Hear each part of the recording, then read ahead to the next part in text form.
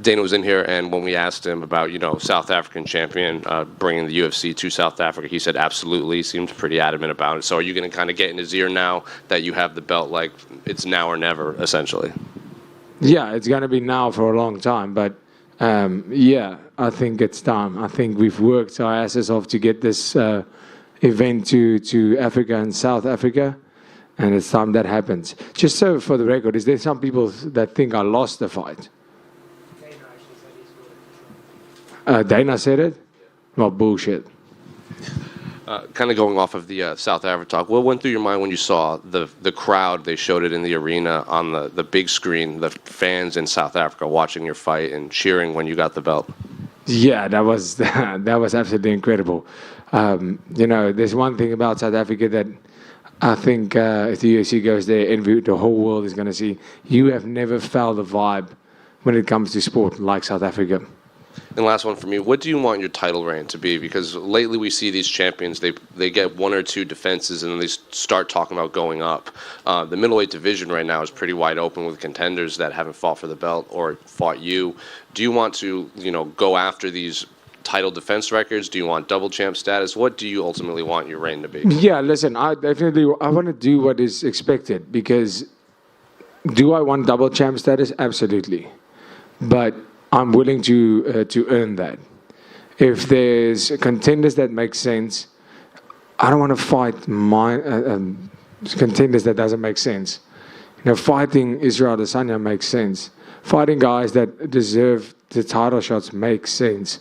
But I don't want to just fight somebody because I don't want to be Israel Adesanya that fought Sean Strickland. Yeah, Strickland won that fight, but they should have never fought, in my opinion.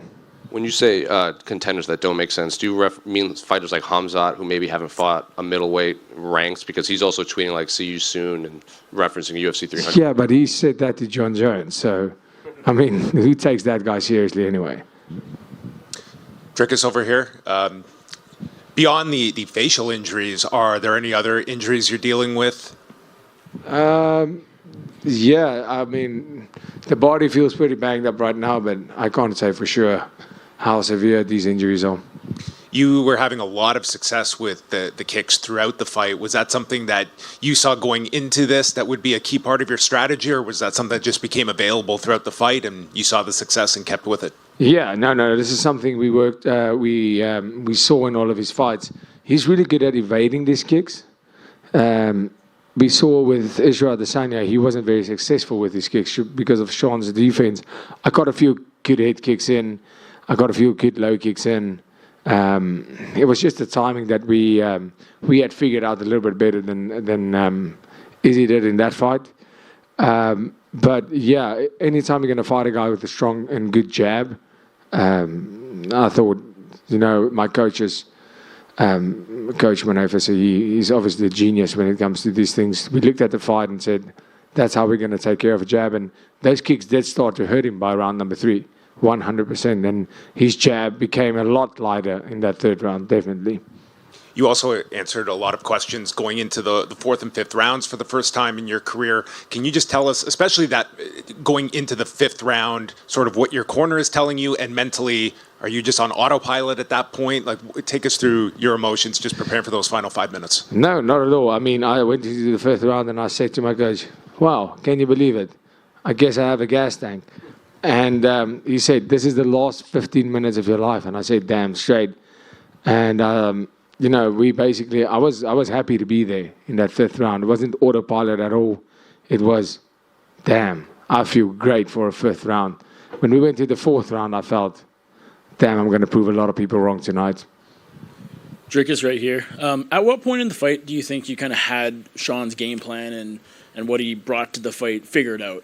It seemed like in the first round he was kind of establishing the jab and whatnot, but the commentary mentioned that by round, maybe the end of the second, you really started to get a bit closer to him and started landing more punches, and that continued for the rest of the fight. Where do you sort of think you figured him out? Yeah, exactly that. I think the first 2 rounds we spent, and that was our plan, to fight his fight, to see where it is. Obviously, keep him on the back foot. It's a lot easier said than done to keep him on the back foot because he comes forward.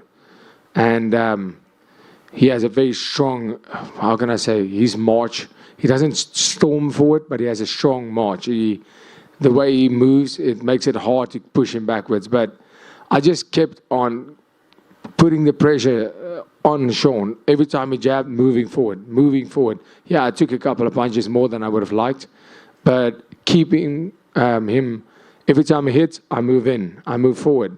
And, even him being the cardio machine that he is by the third round, you can't keep on fighting with that kind of pressure. He got tired. And that's where I really started landing more and more.